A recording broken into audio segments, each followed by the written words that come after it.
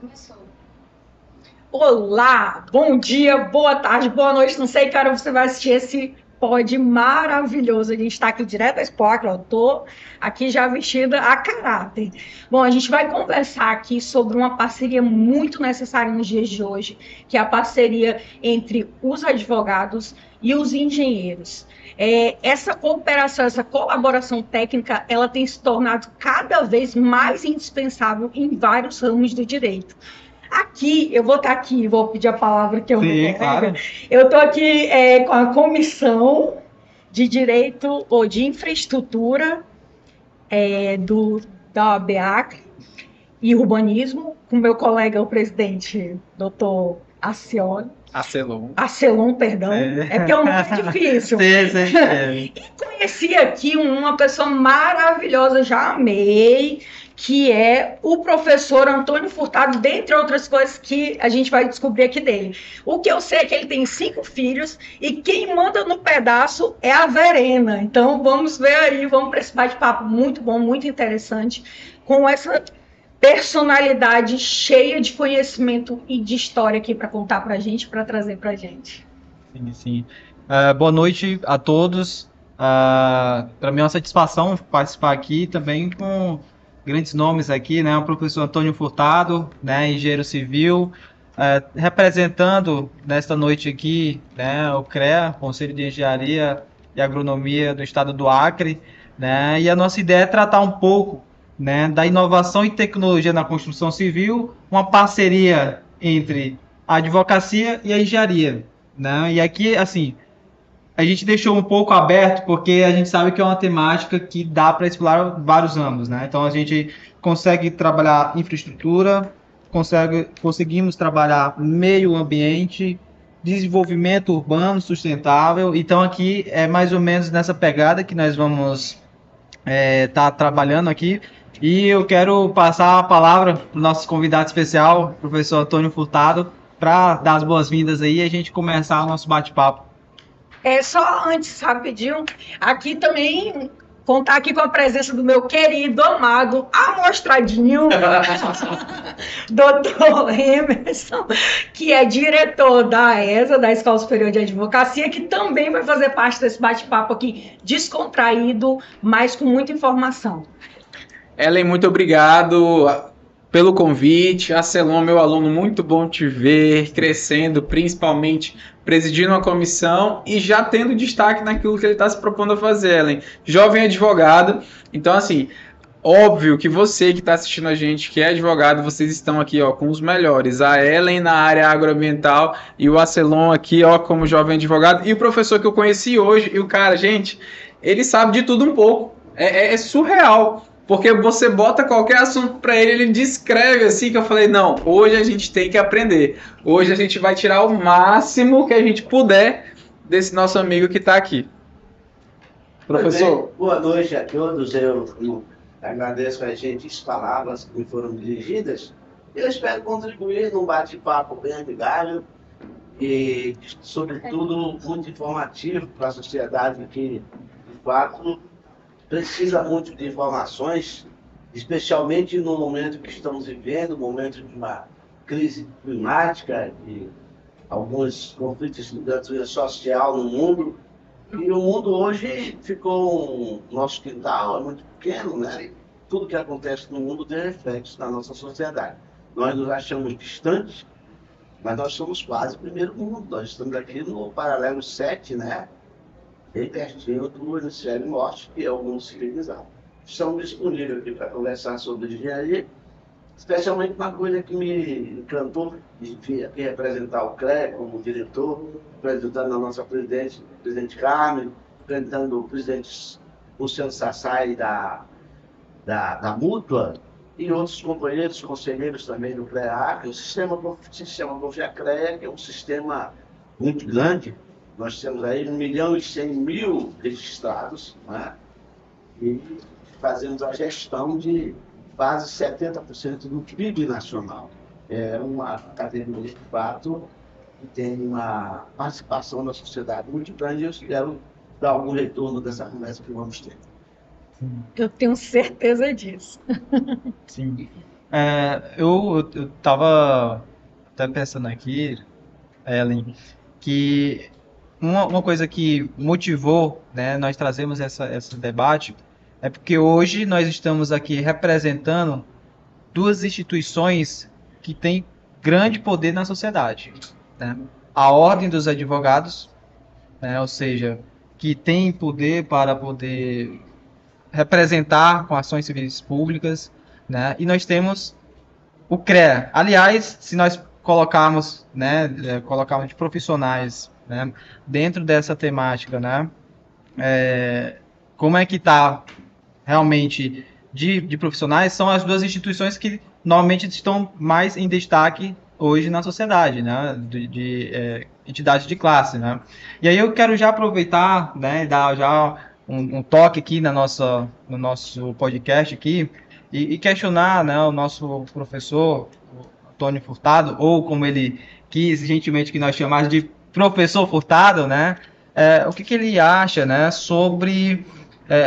eu vou já puxar no lado ambiental, né, como a engenharia pode ajudar na questão hoje que nós estamos presenciando, a questão das secas, né, e também na questão que eu vou ver se a engenharia consegue ajudar ou não. Eu gostaria de ouvir a opinião do professor Furtado em relação a essas queimadas, né, que tem acontecido aqui, principalmente no nossa região amazônica.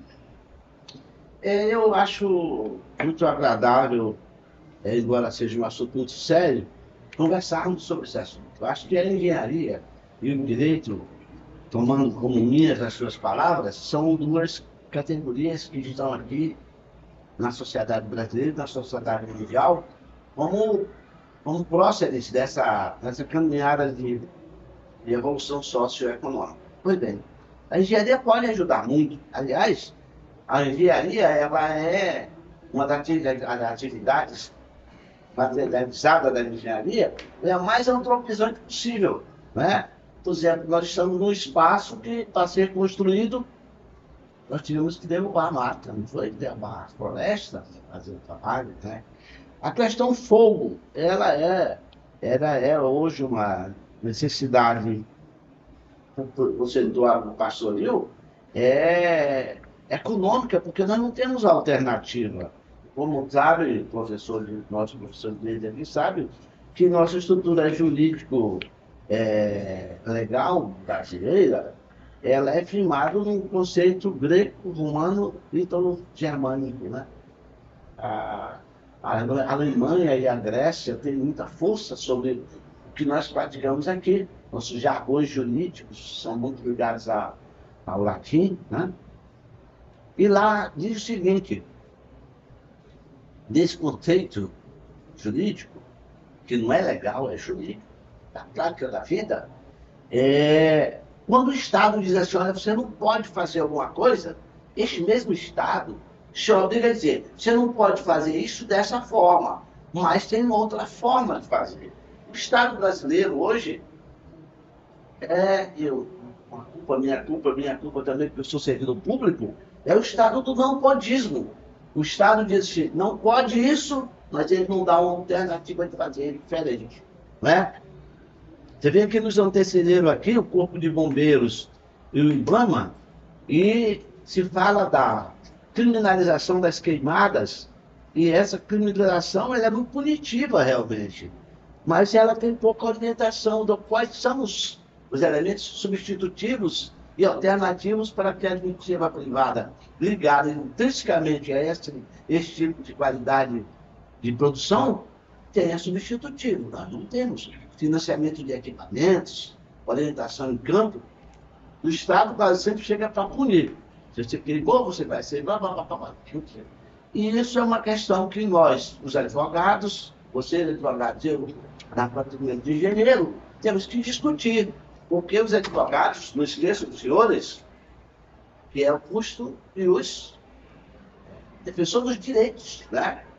Então, é uma parceria muito bem engendrada e muito produtiva a questão da engenharia e o direito estarem juntos.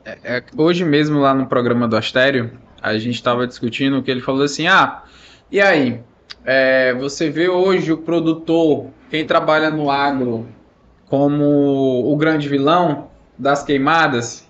E aí o professor falou um pouquinho com a gente assim, professor, quanto tempo que esse fenômeno que a gente está vivenciando hoje aqui representa? Afinal de contas, é a culpa do agro?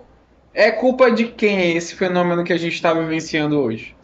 Pois é uma injustiça que a gente faz ao agro, porque quando a gente come, a gente esquece de onde vem a comida. Mas não é isso. Opa, eu gostei dessa lapada, eu gostei. O que está acontecendo, e olha, há um certo discurso, uma narrativa enganadora, tem muito pouco a ver as mudanças climáticas que nós estamos vivendo com a mão do homem. Um pouco.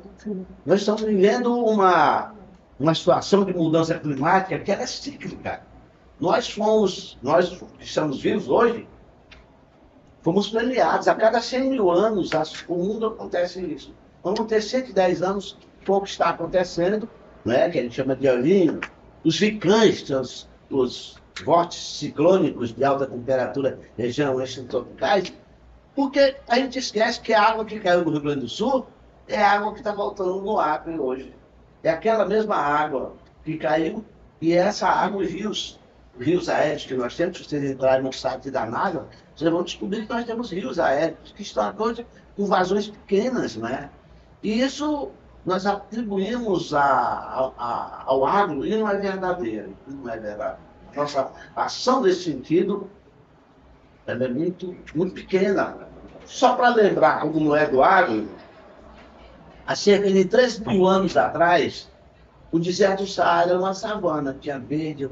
E naquela época nós tínhamos aí 500 mil pessoas no mundo, ou 1 milhão de pessoas, não tinha antropização nenhuma. A ação humana era muito pequena. E olha, temos o deserto do Saara. Esse é um ciclo climático que está acontecendo, por razões outras, conversa longa, muito longa, e eu procuro resumir para dizer que, de fato, o agro tem alguma participação, mas é muito pequena no contexto que está acontecendo. Professor Furtado, o senhor trouxe aqui uma questão que abrandou meu coração. Muito obrigada. Primeira coisa, o senhor falou aí, o produtor rural ele não é bandido. O produtor rural tem sido taxado como bandido. E trouxe aqui uma questão social muito importante, que é, ok, não pode fazer. Então, o Estado dê uma maneira, dê uma alternativa para que esses produtores eles possam trabalhar essa terra de outra forma. Eu sou advogada só na agroambiental e eu caminho por aí mesmo. Esse chapéu aqui é instrumento de trabalho para mim. Vou até as comunidades ribeirinhas, etc.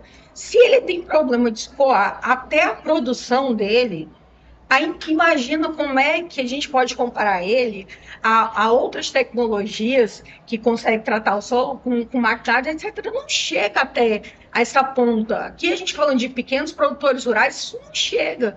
E os pequenos produtores rurais são um dos mais punidos, são aqueles que menos têm recursos para buscar bons advogados, bons profissionais da engenharia, até porque nessa minha escalada, como advogada agroambiental, meu direcionamento só para isso, vocês, engenheiros, aí, os agrônomos florestais, eu agradeço muito, tiveram, assim, uma ampla participação nessa minha formação.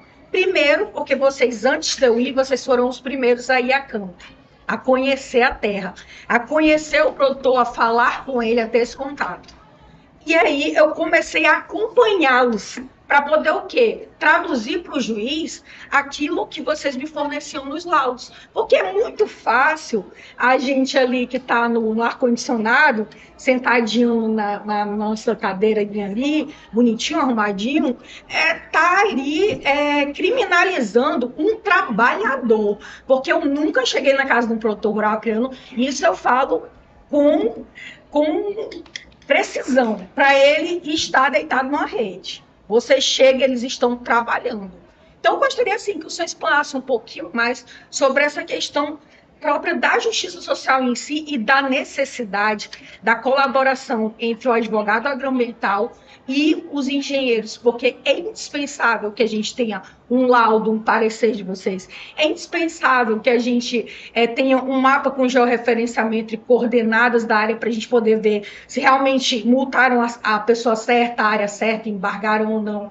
Enfim, essa parceria, essa colaboração, essa riqueza que essa parceria traz, e a questão mesmo da social, socioeconômica, ambiental, que o senhor nos trouxe aqui, que abrandou meu coração nesse sentido, que tem alguém olhando também pelos produtores rurais. Então, agradeço muito a sua fala.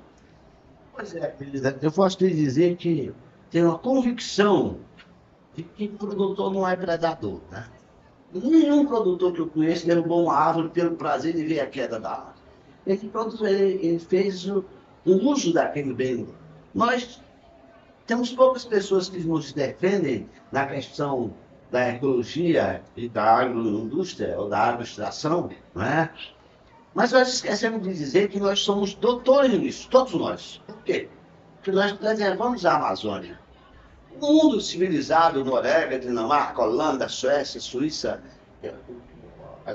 o mundo euro, né? Os europeus, nos dizem predadores, mas onde é que está a floresta desse pessoal? A floresta, a Europa não tem mais do que 12 a 15% de sua mata nativa preservada.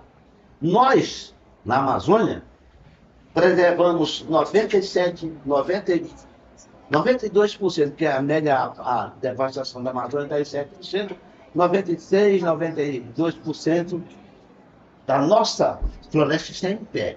Nós é que temos que dar lição para o mundo de como se processa a preservação ambiental. E isso, não temos discurso para isso. Temos brasileiros famosos, ministros poderosos, que chegam aqui a nos colocar culpa de coisas que nós não temos. Nós fazemos um serviço ecológico de resgate de carbono de CO2 a 0,800 por mundo. Mas os carros que ele tem carro aqui, eu acho que todos nós temos, carro no Brasil não tem indústria de carro, ela reproduz montagem de carro. Todos os carros, os Honda, os Mitsubishi, os Nissan, os Chevrolet, os Ford, levam royalties daqui, mas deixam a sujeira, a fumaça aqui.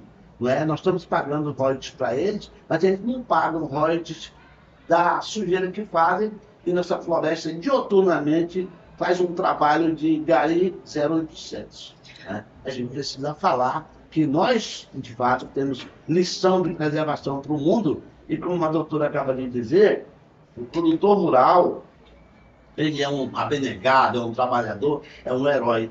Ele, 6 horas da manhã, ele já está trabalhando. O senhor não tem a sensação, com essa todo esse discurso mundial a respeito das questões climáticas e desse foco na Amazônia Legal, principalmente, de que os países estrangeiros, Estados Unidos, a França, etc., eles querem um pouco que voltar aquele tempo e nos transformar numa colônia, como assim, se nós fôssemos o jardim ecológico deles, o quintal ali da morada deles, eles vão lá, eles têm indústria, têm desenvolvimento, eles acabaram com as florestas dele, etc. E agora eles estão aqui capitaneando a nossa floresta, mandando em tudo. Porque se tiver embargo, não pode vender para frigorífero. E, enfim, milhares de outras situações que eles não acatam qualquer questão que venha do Brasil, e eles estão regulamentando mais a questão ambiental no Brasil do que o próprio brasileiro. Você não tem essa sensação de que querem nos colonizar novamente? Olha, eu acho que nós nunca deixamos de ser colônia desse pessoal, né?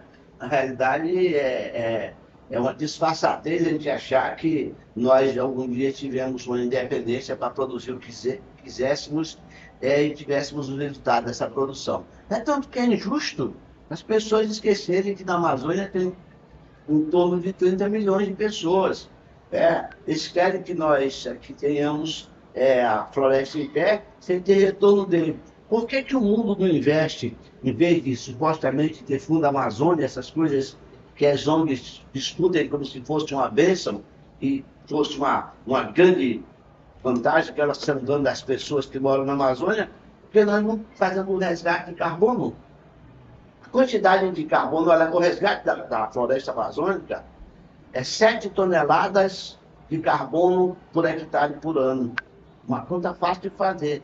Pega a floresta amazônica, veja a quantidade de resgate de carbono que o mundo faz, que o Amazônia, que o Brasil faz, sem remuneração.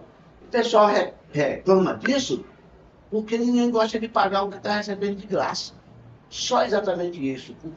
E nós temos poucas pessoas que podem ser ouvidas e que podem dizer que isso está acontecendo e não dizem, né? Quando dizem exatamente o contrário, vendendo um discurso, uma narrativa que, embora saia da boca de alguém que tem conhecimento científico, seja enganosa para a sociedade. Então, há uma injustiça e fico respondendo a você dizendo que nós nunca deixamos de ser colônia. Tem um ponto também, Ellen, que eu gosto de ressaltar, que é, infelizmente, o brasileiro, o acreano, quem vive na Amazônia, não tem orgulho de morar aqui. A gente mora aqui e quando tem a primeira oportunidade, valoriza os grandes centros, valoriza o que tem em São Paulo, valoriza o que vem da França, enfim. Sendo que a galera de lá valoriza quem é daqui, valoriza os nossos costumes, valoriza a nossa floresta. Vou te dar um exemplo. Tem muito dinheiro para a Amazônia. Vou te dar porque eu particularmente tive a possibilidade de trabalhar na SOS. E a SOS ela conseguia captar vários recursos internacionais que não eram de fundos da França e tal, mas eram de empresários e vários outras perspectivas. Mas quando chegava aqui, por exemplo, as pessoas que queriam cultivar, vou dar um exemplo, PSA, que é Pagamento de Serviço Ambiental, que era um valor alto, que eles queriam associações que estivessem aqui, que tivesse agricultura familiar, que tivesse um desenvolvimento. Cacau era um exemplo que eles encontraram, uma produção de cacau. Só que quando chegava aqui, boa parte de quem mora aqui, o poder público não leva a informação. Falta chegar ao conhecimento, falta chegar a nós mesmos. Nós estamos debatendo aqui, mas quantas pessoas não debatem esse assunto que quer saúde? Porque a Amazônia é saúde. Essa parte diferencial que a gente tem de capacitação e orientação para a população que mora na Amazônia não chega. Então, além de a burocracia dos órgãos ambientais, que poderiam, como o senhor falou, ao invés de embargar uma área inteira de um produtor rural, que poderiam chegar, por exemplo, poxa, é produtor rural, não é uma grande propriedade, ele está fazendo a primeira vez, tem possibilidade de recuperação, vamos trabalhar primeiro na conscientização do problema e dar saída para esse produtor. Olha, você pode fazer o quê? Você pode produzir da forma A, você pode produzir da forma B, tem a possibilidade de ter um PSA, se você não tiver, tem a Associação X que pode dar orientação, tem o Embrapa que pode te ajudar a produzir no espaço menor, com uma alta produtividade, mas isso a gente tem aqui, Ellen. Infelizmente, a questão da informação ao produtor rural, isso eu falo às grandes comunidades rurais, aos pequenos produtores. Porque tu roda esse acre inteiro. Por isso eu estou te dizendo, mas eu não sou que nem você ainda. Eu conheço poucos. Mas assim, eu queria saber um pouquinho de você. Você que está lá dentro, que você entra. Gente, essa mulher, ela pega a bota dela, ela se transforma, ela pega lá a caminhonete dela, vai lá pro meio do ramal, ela fica lá uma semana, duas, pega aquilo ali ó, que vocês estão vendo ali, aqueles batelão, ela se manda pra lá e some. Então conta, Ellen, pra gente como é que é isso também. Bom, primeiro é um prazer, um amor e um propósito que eu faço. A realidade é que o produtor rural, ele não tem o menor conhecimento do mínimo de direitos que ele tem. Então, qualquer um que chega na terra dele se dizendo maior e contando falácias, leva ele.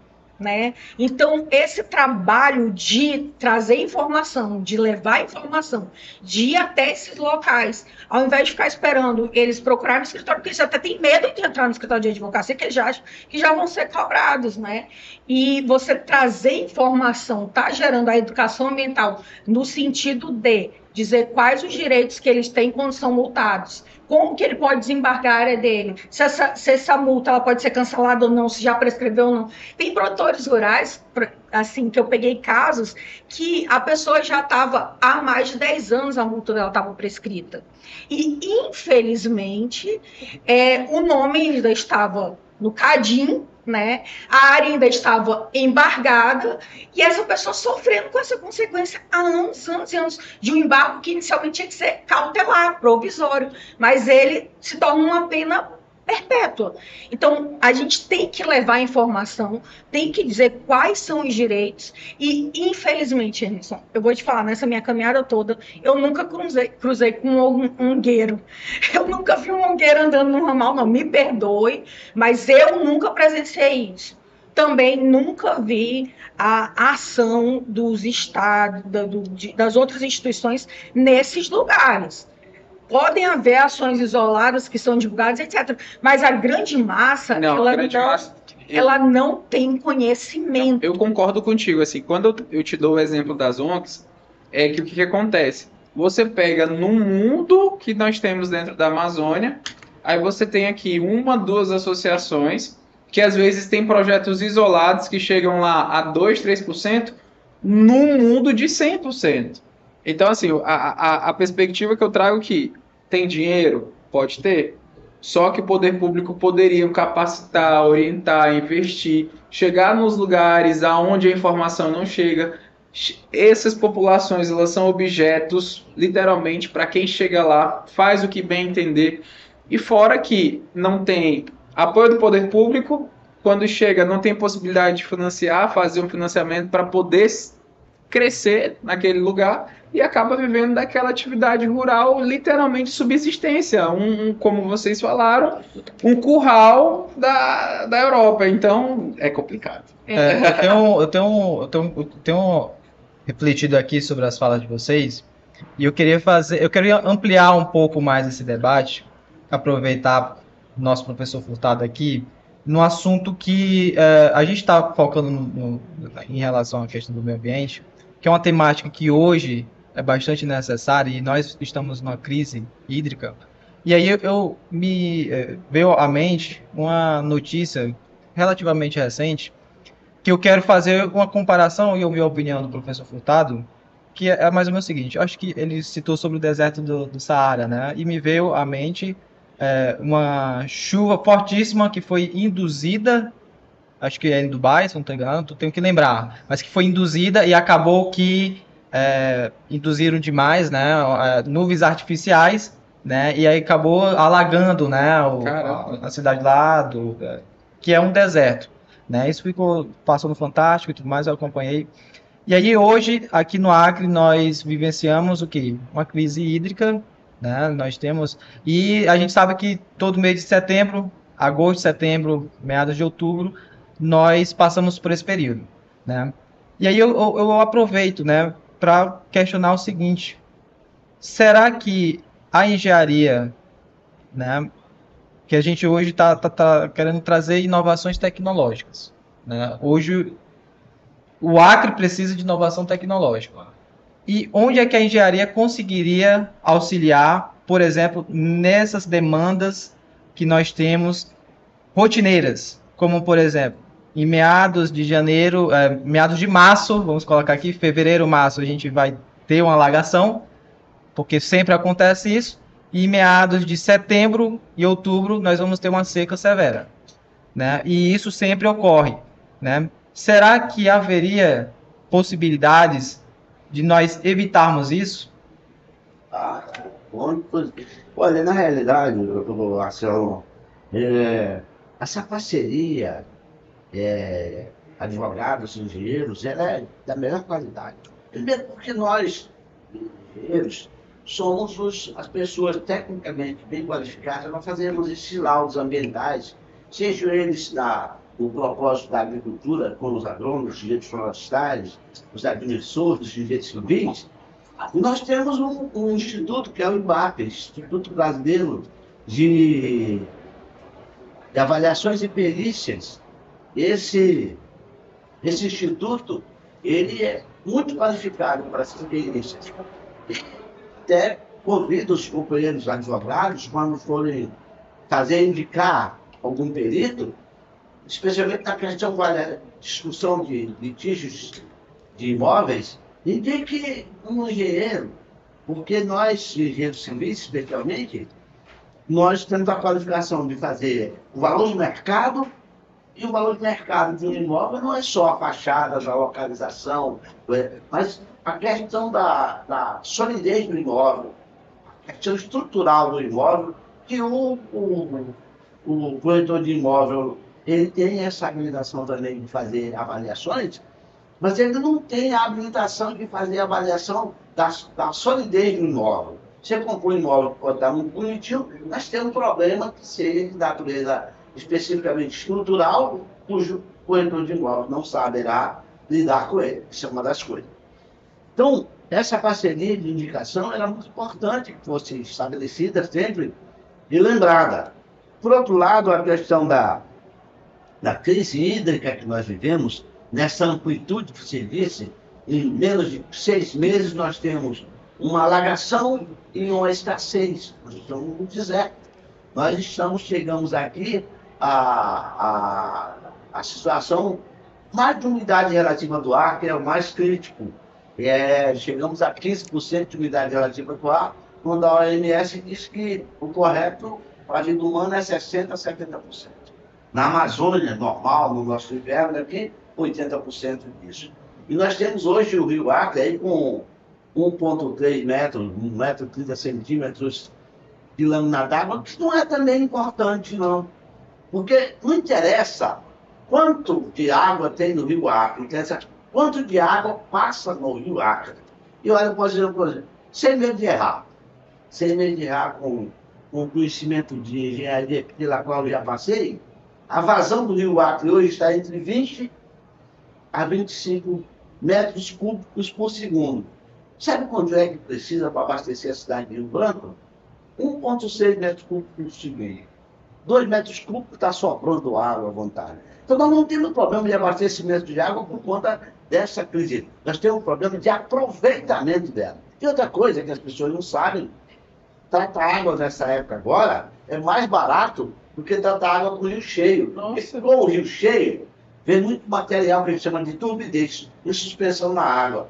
Gasta-se, eu já fui presidente da SANAC, gasta-se 6 vezes mais produto químico para tratar água no inverno do que no verão. As pessoas não sabem disso. Agora, o problema é o seguinte, nós temos um problema crítico para a distribuição de água. Agora temos um problema de captação de água bruta, porque a adutora foi feita em local inadequado, e a engenharia disse que era e caiu. Mas não tem problema de tratamento. A nossa situação de tratamento trata a água à vontade. Nós não temos problema de reservação, nem semi-enterrada, nem elevada. Nós temos problema de distribuição. A nossa rede de distribuição está arcaica, ela está quebrada em muitos pontos. O nosso bombeamento, o nosso atendimento não é contínuo, de tal maneira que quando você bombeia a água, ela vai, chega, nas pontas chega muita lama, quando você para ela, cria uma coisa chamada de pressão negativa, puxa a lama para dentro da rede, então que nas pontas da rede você vê, olha a água, a pressão negativa está funcionando, e o CR está funcionando, não, é a ponta da rede que está suja.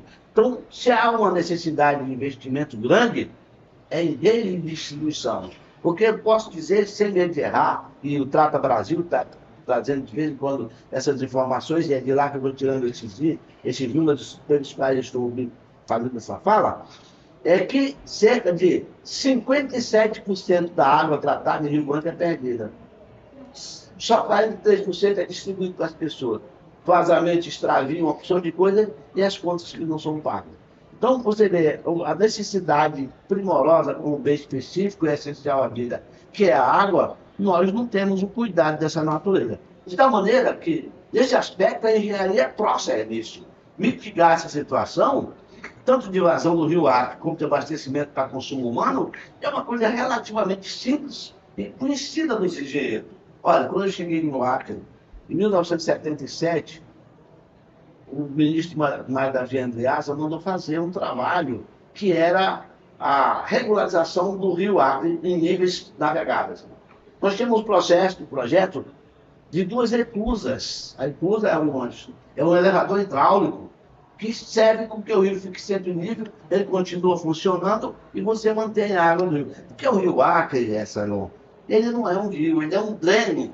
Nós só temos água quando chove. As nascentes são insignificantes. Nós temos água quando chove. Quando para a chuva, a água vai embora. Ainda bem que a planície, nós estamos aqui falando, nós estamos na cota 157. Nós estamos a 157 metros acima do nível do mar. Nós estamos a 2.000 quilômetros daqui para fora do rio Amazonas. É uma mesa dessa aqui. Se jogar um copo d'água em cima da mesa, ela começa a fazer assim um caninho de rio. Mas isso também é uma bênção de Deus, né? Eu sou um homem que estudei bastante, aprendi pouco, mas estudei bastante e aprendi muito em Deus. E se não fosse essa planície, nós éramos desertos, porque a água demora a sair. Como ela demora a sair, ela continua irrigando e sustentando a floresta. Tem um conceito da hidrologia que se chama tempo de concentração. É o tempo que um pingo d'água gasta para cair num ponto e chegar no outro. E essa demora com essas chuvas do rio faz com que a nossa floresta tenha a regeneração que tem e a água demora a sair. Então, é fácil você fazer essa contenção. Esses dispositivos hidráulicos e de conhecimento hidrológico, a engenharia detém, agora precisa força política, vontade política de querer fazer obras que façam a manutenção superficial dos nossos mananciais. O senhor tocou num ponto muito interessante aqui, e que eu sempre falo. O senhor acha que vai falar do direito, da questão ambiental urbana, porque não dá like, que nem a gente fala na linguagem da internet, né? Não vai trazer manchete tão atrativo, não é o assunto do momento, porque assim, nós temos vários problemas ambientais urbanos, que aí é muito mais bem mais fácil da engenharia estar atuando, estar resolvendo aquilo ali, né? Por que o senhor acha que não há essa disponibilidade para tratarmos da questão ambiental urbana? Ao que o senhor atribui isso? Olha, eu acho que vontade política, né? Porque a política, vocês não lembro de vocês candidatos, eu não lembro de vocês candidatos. Mas a gente, para mudar o mundo, tem que participar, né? Tem que participar. A advocacia é muito próxima disso, porque é defensora dos direitos. E hoje nós temos um conceito de direito difuso, né? O direito de respirar, o direito de saneamento urbano, de tomar banho quando chega em casa, né? De ter água potável. Mas quando a gente se afasta desse grupamento, outros grupamentos tomam conta. Eu gosto muito de uma figura assim. Está vendo essa mesa aqui, ó? Ela não tem nenhuma formiga. Mas você colocar uma colher de açúcar, daqui a pouco está cheio de formiga. Sabe por quê? Porque é riqueza. Riqueza não tem vacância.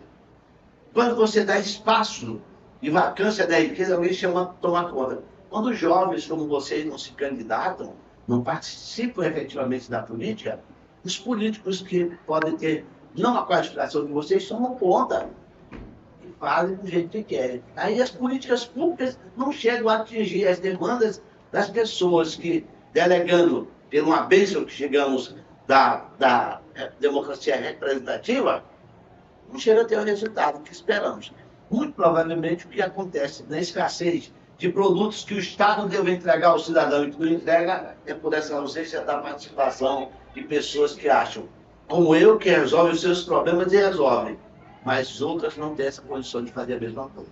E puxando esse ganchinho que o senhor falou aí, falando de política, aqui só vou falar uma frase que repercutiu aí na imprensa nacional, que foi falada por uma pessoa que tem credibilidade no meio ambiental, que falou que se nós não tomarmos contas e medidas muito drásticas, etc., daqui mais ou menos uma década, todo o Pantanal ele vai virar um deserto. O que o senhor tem a falar a respeito assim, disso?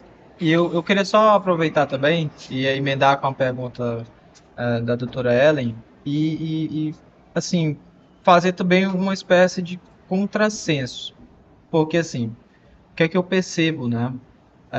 Ao mesmo tempo em que se diz, né, que nós estamos caminhando para um caos, ao mesmo tempo se vê países interessados em subsidiar, né, políticas em prol da Amazônia, né, para essa manutenção, né, para que haja um desenvolvimento sustentável.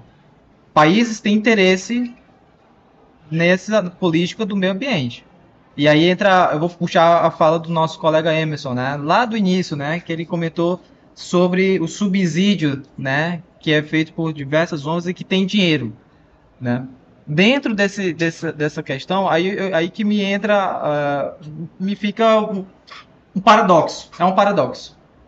Tem dinheiro, mas ao mesmo tempo se alega digamos assim, uma ausência de recursos para efetivamente investir em meio ambiente. Hoje, tá? Eu vou pontuar porque essa é importante, né? Me parece que há um consenso por parte do governo nacional, local também, né, para a questão do meio ambiente e, ao mesmo tempo, me parece que essa fala não muda, né? Então, há dinheiro, há reconhecimento da importância do meio ambiente, mas, continuamente, ano após ano, a gente tem a mesma fala, né? Então, o que é que o professor acha dessas questões? Olha, o mundo é muito controverso, especialmente pela inteligência humana, né? A maior parte das verdades com as quais nós convivemos não são verdades verdadeiras, são verdades inventadas, né? Uma verdade inventada que a gente não presta muita atenção, sabe qual é? O dinheiro. O dinheiro não tem valor intrínseco. Você não compra uma nota de 100 reais. Você compra o que 100 reais não tinha para comprar, né? É desse jeito. As ONGs, por exemplo, são organizações não governamentais, mas vivem com o dinheiro do governo. É o contrário, né? Vivem com o dinheiro do governo. Elas têm dinheiro porque elas pegam o dinheiro do governo. Agora, as ONGs não podiam estar tentando fazer favor para a sociedade. A sociedade precisa apenas que os nossos trabalhos sejam pagos regularmente. Desengessar a Amazônia. Nenhum lugar do mundo alguém tem uma propriedade e pode usar apenas 20% dela. E os outros 80%? O que a gente faz com ela? Não temos remuneração nenhuma. E nós somos responsabilizados por demandas que estão aí a serem resolvidas sem nenhum retorno. Ninguém faz isso na Alemanha, ninguém faz isso no Canadá, ninguém faz isso nos Estados Unidos, mas faz aqui no Brasil. Por falta de vozes, de pessoas conscientes que conseguem dizer, sem verborragia, né? Sem verborragia, né?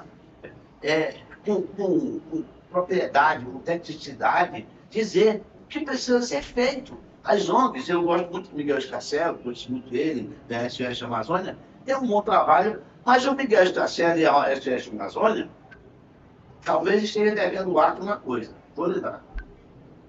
Olhando para a câmera. Está pegando fogo na Serra do Divisor. Sabe por que não apaga o fogo da Serra do Divisor? Porque não tem nenhuma infraestrutura de entrar. Não tem uma estrada, não tem um caminho, não tem nada. Você consegue ver com um drone o que está acontecendo, mas você não consegue chegar com o socorro. Não é? A quem interessa o mundo ser ativo. O índio só anda descalço porque não tem shopping na mata mesmo. No dia que ele calçar o tênis, ele não quer andar calçado. Isso é hipocrisia. A sociedade precisa fugir dessa narrativa enganosa de que o natural é muito bom para os outros, não é para a gente. O natural é bom para a gente manter a nossa história, mas a evolução, gênese, crescer e multiplicar-vos, né? Dominar o mundo, usar os valores da natureza em prol do desenvolvimento humano. Nós trazemos pedra do Denique de 800 quilômetros, quando na Serra do Divisor, 80 quilômetros de pedra, tem 1 bilhão de metros cúbicos de granito lá, ninguém pode tirar nada. De 200 hectares. Sabe quanto é que é a Serra do Divisor, o lado brasileiro? 849 milhões de hectares. 849 mil hectares. O lado peruano é 1.200.000 hectares. O lado peruano pode tirar petróleo, gás, tudo está lá. Aqui nós podemos tirar uma pedra para tirar no passarinho. Por conta da reserva, Parque Nacional da Serra do Divisor, que é é intocável, é integral. Vamos flexibilizar, vamos poder que as pessoas que vivem na Amazônia possam usufruir dos seus valores naturais. E nós estamos aqui mitigando valores que supostamente Dinamarca, Holanda, Suécia manda para cá, sendo benfeitores. Eu pergunto, onde é que estão as florestas da Dinamarca? Onde é que estão as florestas da Noruega? Onde é que a Holanda não está no fundo das águas, está embaixo da lá, embaixo do mar, né? A Suécia, a Escócia. Né? E eles são benfeitores da natureza. Mas eles consumiram a natureza num processo de desenvolvimento antrópico que nós não mudamos. O processo deles lá é o mesmo nosso desenvolvimento. E nós não merecemos viver? Professor Furtado, eu digo mais dessa sua fala. Além do que eu lhe apresentei como pai de 5 filhos, o senhor é, além de tudo isso, um homem de coragem. Realmente, essa frase, sem recuar, sem cair, sem temer, cabe muito bem ao senhor como acriano. Todos nós acrianos, né? Porque é muito difícil, hoje em dia, quem se posicione da forma como o senhor se posicionou aqui. Eu me sinto falando, muitas vezes, num deserto. Eu não consigo encontrar esse diálogo e alguém que fale da forma que o senhor está falando para mim.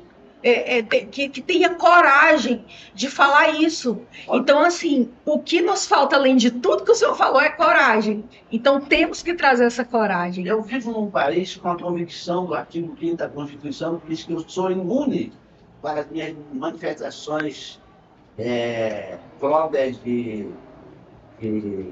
falar, do que eu penso. O artigo 220 também diz que eu tenho direito a poder me manifestar, livre manifestação de opinião. Eu posso dizer que eu, amazônica, sou um matuto daqui de Feijó, certo? Estudei, tive a oportunidade de estudar fora, os acrianos, os nossos pais mandavam nós estudarmos fora, nós fomos estudar fora e voltamos.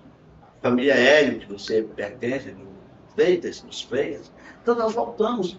Então nós estamos aqui e nós precisamos dizer que nós somos gente, que nós temos direito à cidadania, viver com decência. E eu, conforme eu vi o professor dele, tem muita gente da Amazônia que tem vergonha de dizer que é amazônica. Eu não tenho nenhum prurido de intelectual de ter nascido da Amazônia. Ao contrário, eu me sinto muito privilegiado de ter nascido na Amazônia, ter estudado e voltado para cá, na tentativa de contribuir como professor universitário de engenharia, que estou aí, professor universitário no Brasil há 50 anos. É engraçado que quando eu residi até pouco tempo, né, em Porto Alegre, eu lembro, né, como é que eram as coisas, né? Quando eu chegava em um grupo de reunião de advogados, de completerização, e falava, eu tô vindo do Acre, todo mundo se espantava do Acre, como é que é o Acre, né? Aí quando vem alguém de fora pra cá, aí é mais fácil dizer, eu sou, por exemplo, né, Fortaleza, né, porque a pessoa às vezes não quer, né, realmente ter essa identidade cultural, né, e isso é o que falta muitas vezes, por exemplo, se a gente, porque a gente, aqui até foge um pouco da temática, mas eu vou voltar novamente, né, porque a população, né, estadunidense, né, são tão fortes assim, porque eles falam, eu sou dos Estados Unidos, né? Identidade cultural, né? Então, o que falta talvez aqui é a identidade cultural. E aí, dentro desse raciocínio, né, me vem também que dentro do próprio país nós visualizamos algumas situações, como por exemplo a questão de várias riquezas que nós temos aqui que são intocáveis, não se pode tocar.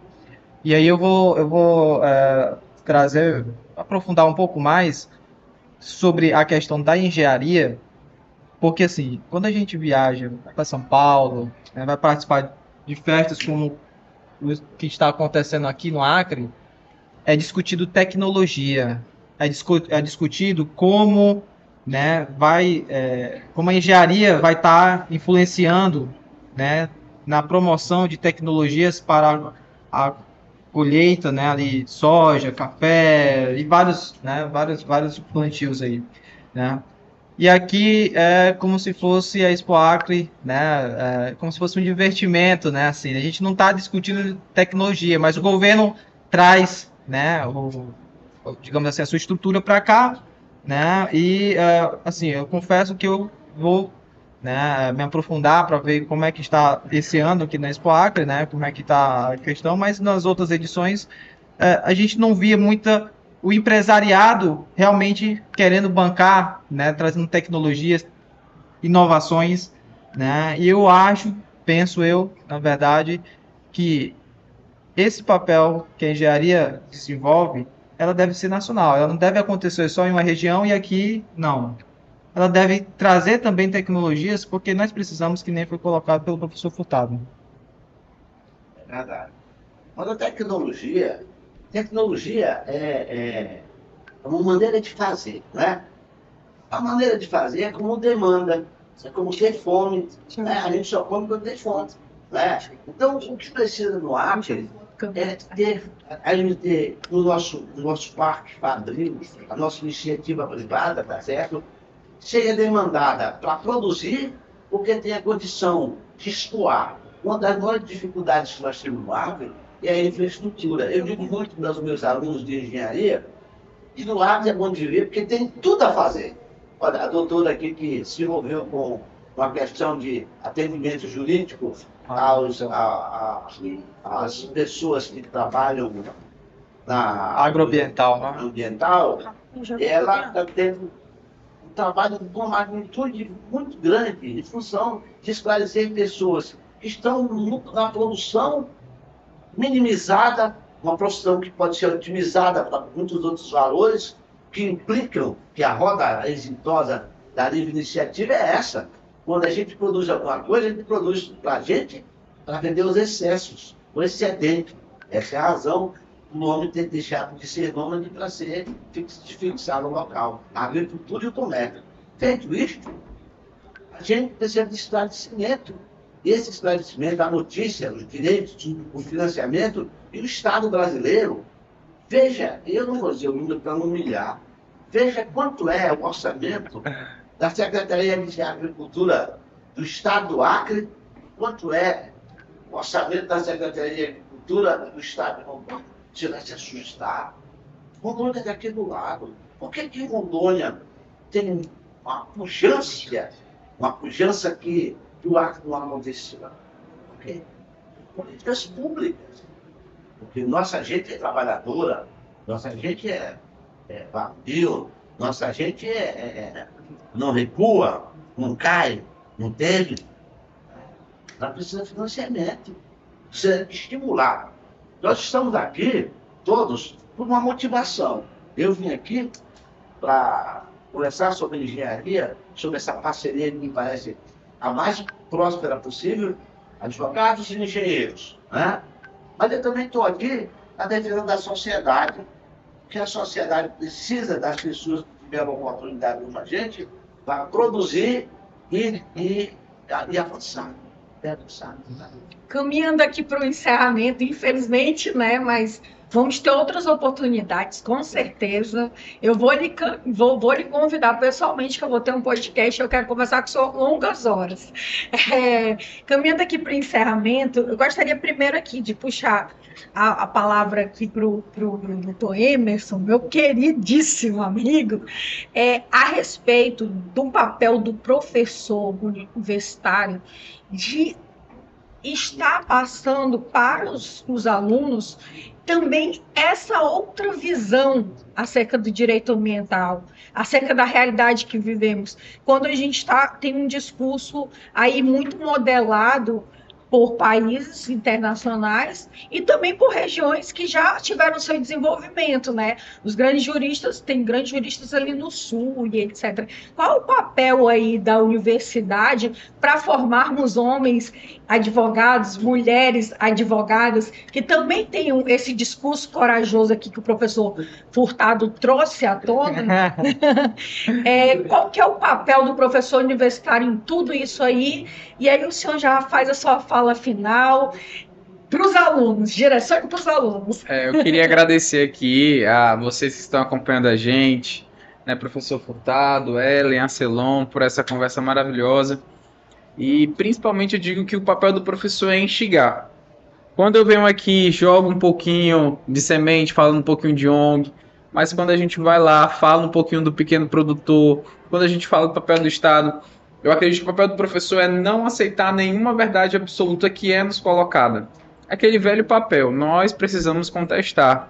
Nós precisamos contestar como engenheiros, nós precisamos contestar como advogados, nós precisamos contestar como professores a tudo que é nos colocado. Sem contestar, a gente não avança. Não existe nesse mundo quem é certo 100%. Se está certo 100%, alguma coisa está errada. E a gente tem que mudar. Então, quando eu coloco o papel da docência, e eu digo que a docência é amor, é viver, é vocação, é exatamente em trazer o olhar crítico, tanto na questão ambiental, quanto na questão jurídica, quanto na questão da engenharia. Porque a gente vive, Ellen, hoje... Tem até finalizando a minha tese de doutorado, a gente vive aqui, literalmente, tem uma tese que agora me esqueci o nome, que é referente. Aquela ideia do eurocentrismo, a ideia da Europa, que aqui a gente acabamos vivendo vinculados a essa ideia de aceitar tudo o que é colocado pelos Estados Unidos, pela Europa, e agora não. Nós temos vozes. Nós estudamos, nós temos a nossa própria teoria, nós vivemos dentro da Amazônia e nós devemos ser respeitados.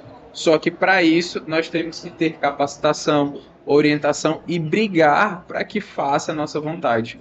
Então acredito que o professor ele tem que trazer a ideia do sentimento de nacionalidade, crítica, respeito e, acima de tudo, valorizar a nossa terra. Obrigado, gente. Obrigada, muito obrigada pela colaboração e por todo o trabalho que você faz aí como educador, que é o principal, assim, da base, é o que forma tudo. Professor Furtado, como o senhor prefere ser chamado, apesar de tantas outras qualidades que o senhor tem, profissionais e pessoais, qual que é a fala que o senhor deixa aí essa noite para a sociedade, para os produtores rurais e para essa nova geração aí, para os atuantes? O que o senhor deixa de recado acerca de tudo aqui que conversamos? Olha, depois da fala do meu querido professor aqui, restou pouco a dizer. Mas eu queria falar, seguir da história de ser professor. Ser professor é uma espécie de prática de eternidade. Porque quando você ensina alguma coisa para alguém, e este alguém aprendeu aquilo, na sua ausência ou na sua presença, você verá alguém repetir alguma coisa que você ensinou, de tal maneira que você se eternizou. E nós precisamos muito de que essas práticas, e como dizia Immanuel Kant, ninguém produz conhecimento do seu próprio intelecto. Conhecimento vem da prática, da experiência material dos outros e do que nós vemos, né? De tal maneira que essa experiência que nós estamos vivendo, ela é muito enriquecedora, ela é muito boa para todos nós, mas nós precisamos agir. Nós precisamos agir. Porque qualquer das boas intenções sem ação, o resultado é zero. E como dizia, finalizando a minha fala, como dizia um poeta amazônico chamado Thiago de Mello, lá no Estatuto dos Homens, que está lá na ONU, uma poesia da melhor qualidade possível, ele diz que, na realidade, possivelmente, nós não precisamos mudar o caminho. Talvez a gente precise apenas mudar a forma de caminhar. Então, essa noite, com esse gostinho de quero mais, a gente vai encerrando aqui o nosso papo, deixando todo esse recado e principalmente essa reflexão. Não trazemos verdades absolutas, trouxemos pontos a serem refletidos. Então, quero agradecer a todo mundo que participou desse bate-papo, agradecer ao presidente da OAB, que nos deu esse espaço aqui de fala, e é isso, gente. Muito obrigada. Na verdade, também agradecer a presidente do CREA, né, Carmen, né, que fez a indicação, né, do professor Furtado. O Luciano também da o Luciano, né? Nós temos que agradecer. Eu, como presidente da Comissão de Infraestrutura e Desenvolvimento Urbano, eu já conversei e é uma luta que eu tenho, né? Assim, não luta, né? Mas assim, algo que eu quero trazer aqui para o Acre, uma união entre a Ordem Acriana e o Conselho de Engenharia Acriano. Eu acho que essa união vai trazer muitos frutos, né? Já tenho conversado e desenvolvido algumas dessas conversas, tanto com os presidentes da Ordem quanto da engenharia, né? E eu vejo que esse é o futuro que vai trazer para nós, né, um sucesso ambiental, socioeconômico, né? Aquilo que nós buscamos, né? Que não fique só na utopia, mas que seja concretizado. Então agradeço a doutora Ellen por conduzir aqui esse podcast. Maravilha. E vamos caminhar juntos aí. Até a próxima, né? Obrigado. Obrigado.